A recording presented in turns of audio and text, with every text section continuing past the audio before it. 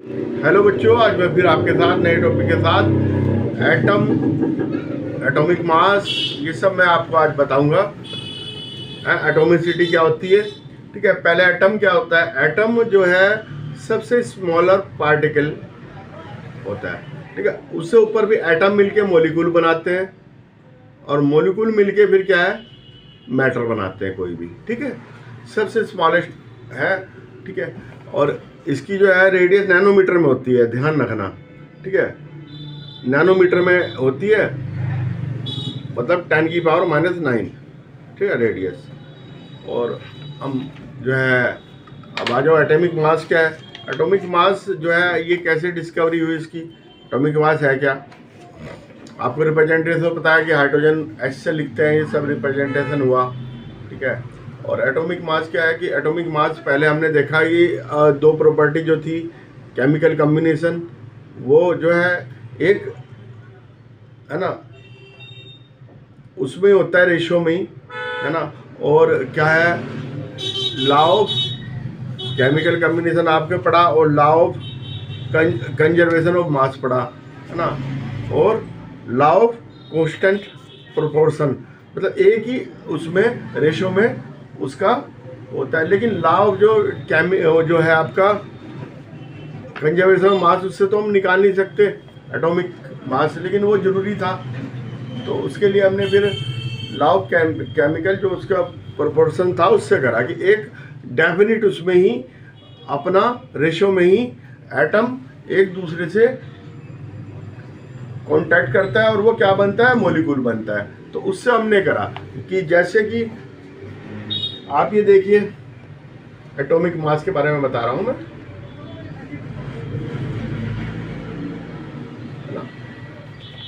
अब ये आपको ये पता है कि बहुत डिफिकल्ट था ये देखना। ये कार्बन मोनोऑक्साइड है, ठीक है। इसमें हमें मालूम है कि 3 ग्राम कार्बन और 4 ग्राम ऑक्सीजन से मिलके बनी है कार्बन मोनोऑक्साइड, ठीक है। तो जो है कार्बन का mass of carbon is equal to 4/3 times of oxygen, ठीक है।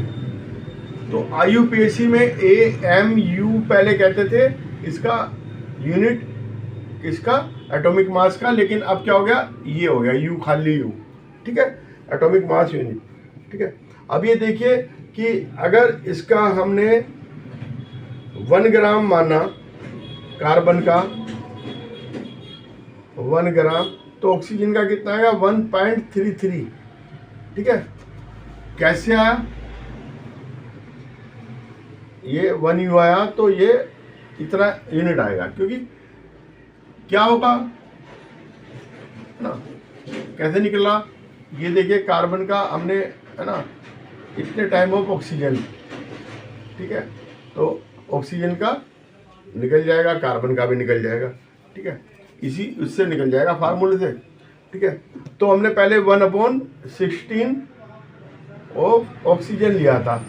Atomic mass unit equal to क्या है, 1/60 of mass of atom naturally occurring oxygen, है ना, इतना होना चाहिए, 16, ठीक है, 16 होना चाहिए। कि इसके बनस्पत दिया था किसी का भी atomic mass unit equal to 1/16 oxygen, क्योंकि ऑक्सीजन ज़्यादातर एलिमेंट से रिएक्शन करते हैं। लेकिन उसके बाद में क्या गया, कार्बन 12, ठीक है, कार्बन 12। तो किसी का भी देखते हैं 1AMU इजिकल टू क्या होगा, 1/12 ऑफ कार्बन 12। इसके बनस्पत देखते हैं, इससे कंपैरिजन में देखेंगे कि कार्बन 12 के 1/12 से कितना है, ठीक है। जैसे कि हमने मान लो हमने कुछ चीज ली, उसके एक वेट लिया, उसके 12 हमने बराबर इक्वल 12 पीसेज कर दिए। तो उसमें से एक पीस जो लिया, उससे हमने तोलना शुरू करा दूसरों को, सबको, कि 12th पीस से ये ज़्यादा है या कम है ना, ऐसे करा। तो इसमें हमने देखा कि हाइड्रोजन, इसका कितना है atomic mass unit, atomic mass unit element है, element hydrogen, carbon 12, nitrogen 14, oxygen 16, sodium 23, magnesium 32, chlorine 35.5, calcium 40।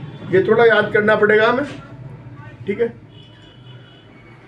ये बार बार नहीं आएगा, इसलिए थोड़ा दिमाग लगा के याद करना पड़ेगा कि इससे सबसे पहले 1/12 मतलब कि हाइड्रोजन तो हम ले नहीं सकते क्योंकि उसका बहुत ज़्यादा कम होता है वेट, तो हमने कार्बन से शुरू करा, है ना।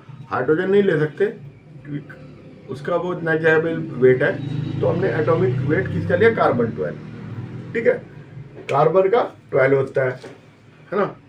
तो 1 AMU, अगर इसका 1 है, हाइड्रोजन का 1 है, तो 1 का मतलब क्या होगा, 1 ये इजिकल टू 1/12 कार्बन 12, ये होता है, ठीक है। 1 इसको माना, 1/12 था ये वैसे, लेकिन 1 माना इसको, ठीक है। 1 इसको माना तो 1/12 थे।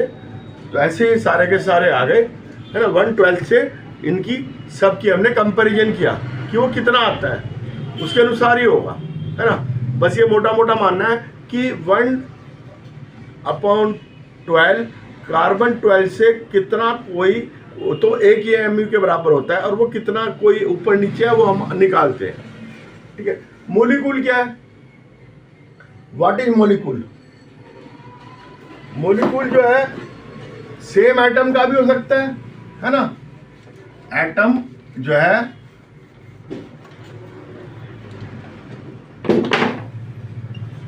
मोलिक्यूल्स, एटम प्लस एटम, ये क्या करते हैं, मोलिक्यूल्स बना लेते हैं, ठीक है। अगर सेम है, सेम भी हो सकते हैं और डिफरेंस भी हो सकते हैं। सेम है और डिफरेंस को क्या कहेंगे, कंपाउंड होगा। जैसे कि सेम है O2, डिफरेंस में आ जाएगा H2O, आपके ये आ गया N2, ये आ गया NH3, ठीक है। आपका ऑक्सीजन में O3 भी हो सकता है, ठीक है। ये कंपाउंड है दोनों मोलिक्यूल, ये भी मोलिक्यूल है, ये भी मोलिक्यूल है। ये कंपाउंड है क्योंकि इसमें डिफरेंस एलिमेंट है ना, HCl, NaCl, ये आयनिक कंपाउंड है, ठीक है।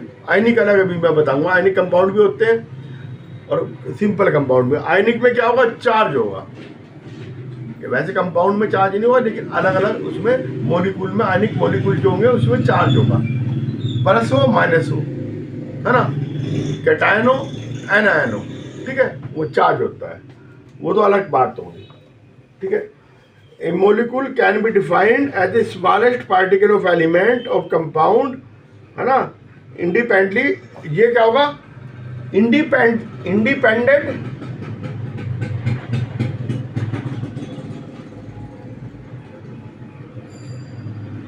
एग्जिस्ट करते हैं, ठीक है, इंडिपेंडेंटली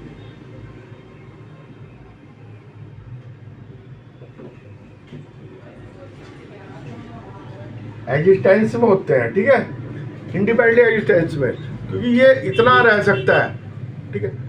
ओ मिलके O2 बनेगा तो ये मोलिक्यूल है, ये रह सकता है। अब एयर में भी ऑक्सीजन और ये ऑक्सीजन का हुआ ना, तो ये रह सकता है। जितना वो रह सकता है उसको मोलिक्यूल कहेंगे, ठीक है। वो फालतू नहीं बनाएगा, क्योंकि डेफिनिट हमने पढ़ा था ना, डेफिनिट कंपोजिशन वाला वो ला पढ़ा था, वो डेफिनिट प्रोपोर्शन उसको कहते थे, वो हमने पढ़ा था। एक उसमें ही काम करेगा ये, ठीक है।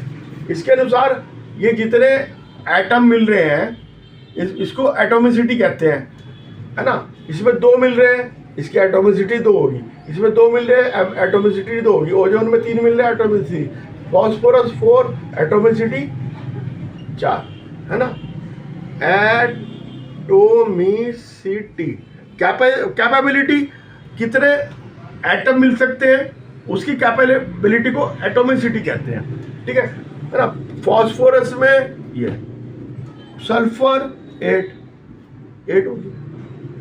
तो ये एटोमिसिटी है, कितने एटम मिलके मॉलिक्यूल बना सकते हैं, उसको एटोमिसिटी कहते हैं, ठीक है। इसमें कंफ्यूजन वाली बात नहीं है, ठीक है। एटोमिसिटी आ गया, उसमें मॉलिक्यूल आ गया, और मॉलिक्यूल सेम भी हो सकता है और डिफरेंट उसका भी। मॉलिक्यूल सेम मॉलिक्यूल दे रखा तो मॉलिक्यूल होगा, कंपाउंड दे रखा तो 2 अलग अलग होंगे, ठीक है।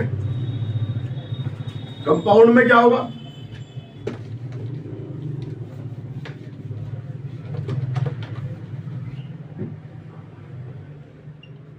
मोलिकुलर कंपाउंड, जहां पे डिफरेंस होंगे एटम, वो मिलके बनाएंगे। जैसे कि वाटर H2O किस से बन रहा है, हाइड्रोजन प्लस ऑक्सीजन, इससे मिलके बन रहा है। रेशो गैस का 1:8, ठीक है। 1 इसका 1 ये है तो 8 ये है, 2 ये है तो 16 ये है, इस रेशो में बन रहा है, ठीक है। Ammonia NH4, nitrogen plus hydrogen, ratio क्या है 14:3, ठीक है। अब आ जाओ carbon dioxide CO2, carbon plus oxygen 3:8, इनका रेशो है। तो हम ये देखते हैं, हमने एलिमेंट लिया और यहाँ पे लिया रेशो, ये रेशो बाई मास है, ये कहीं और कुछ समझ जाओ, रेशो बाई मास है, ठीक है। इतना मास इतने मास से मिलके ये कंपाउंड बनेगा, ठीक है। रेशो बाई मास और एटॉमिक मास और mass ratio upon atomic mass और सिंपलेस्ट रेशो, ठीक है। ये देखिए इतना बड़ा है फार्मूला, अगर हमने बनाना है कि कोई कितने एटम से कंपाउंड करके कंपाउंड बनाएंगे तो हम देखेंगे, है ना। अब ये हाइड्रोजन है, ये ऑक्सीजन है, रेशो बाई मास हाइड्रोजन का 1, इसका 8, ठीक है, ठीक है। ये रेशो बाई मास है, और रेशो वैसे कितना है 1:16, और मास अपॉन रेशो 1/1 = 1, 8/16 = 1/2, है ना। और तो इसका मतलब क्या हुआ, एक एटम इसका और हाफ आइटम इससे मिलेगा, है ना। हाफ आइटम इसका और एक आइटम हाइड्रोजन का, तो इसका मतलब 2 आइटम अगर इसके ले लिए तो 2/2 = 1, ठीक है। तो इसका फार्मूला क्या होगा, H के 2 आइटम होंगे, इसके 1 होंगे आइटम, ठीक है। आइटम का आगे समझ में कैसे बनेगा फार्मूला, मास रेशो को, मास जो था वैसा मास था जो आपका रेशो बाई मास था, किस रेशो में वो कंबाइन कर रहे हैं, उसको जो एटॉमिक मास है उससे हमने डिवाइड कर दिया, तो उसका कॉम्बिनेशन आ जाएगा कि क्या कॉम्बिनेशन है। अब आगे आ जाओ, व्हाट इज आयंस, है ना। ये मैं आपको बता दूंगा, फिर इसके बाद फार्मूला वगैरह बनाने में आपको आसानी रहेगी।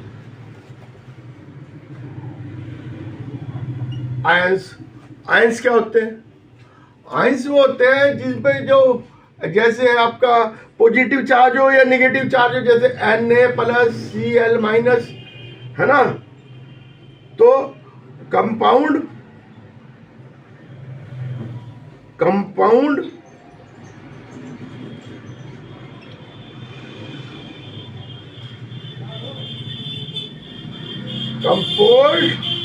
of metal and non metal, है ना, कंटेन चार्ज। ठीक है, मेटल या नॉन मेटल, ये मेटल है ये नॉन मेटल है, चार्ज है इनके ऊपर। ठीक है, चार्ज होना चाहिए। मेटल नॉन मेटल से मिलेगा, नॉन मेटल सब की सब निगेटिव होंगी, मेटल पॉजिटिव होंगी, ध्यान रखना है। ठीक है, और निगेटिव चार्ज आयन इसको कहते हैं एनायन, और पॉजिटिव चार्ज आयन को कहते हैं कैटायन।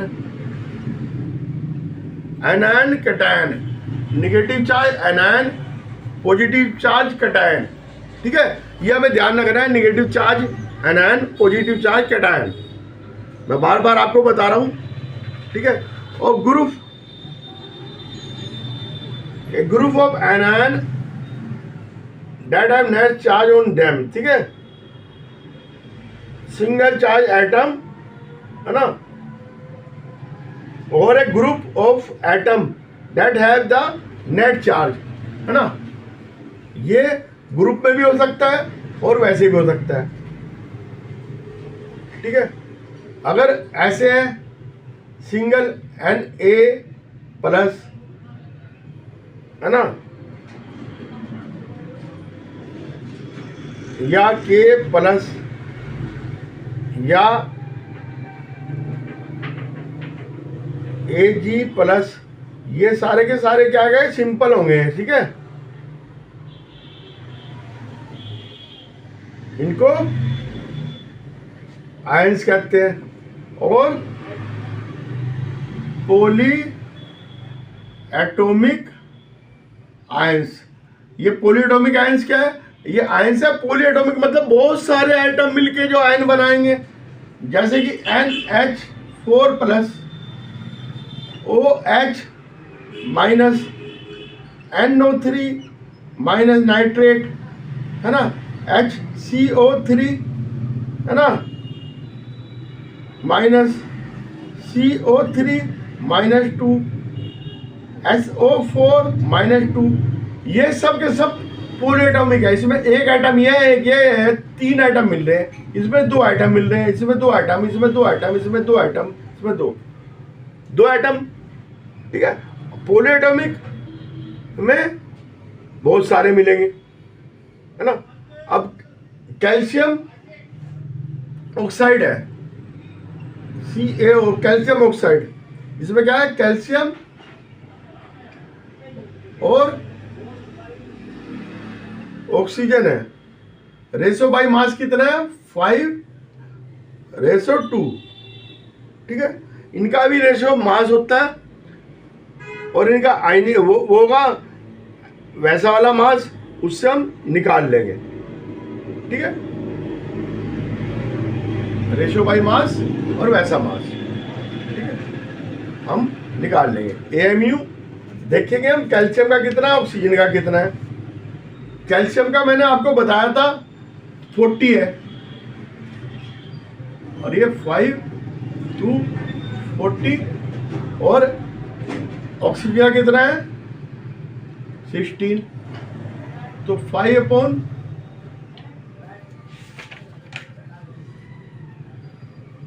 रेशो बाई मास है ना, mass by ratio upon atomic mass,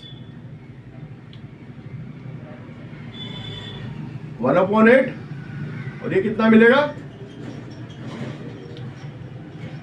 2/16, तो 8 8 आया दोनों का 1/8 1/8, इसलिए इसका 1/8 इसका मिला, 1/8 इसका मिला, तो इसका मतलब एक एक ही वो मिलके आयन वो बना देगा अपना कंपाउंड। ठीक है, इस तरह से आप निकाल सकते हैं। मेरे साथ बने रहिए इस चैनल पे, मुझे सब लाइक कीजिएगा, सब्सक्राइब कीजिएगा और बहुत अच्छे से पढ़िएगा।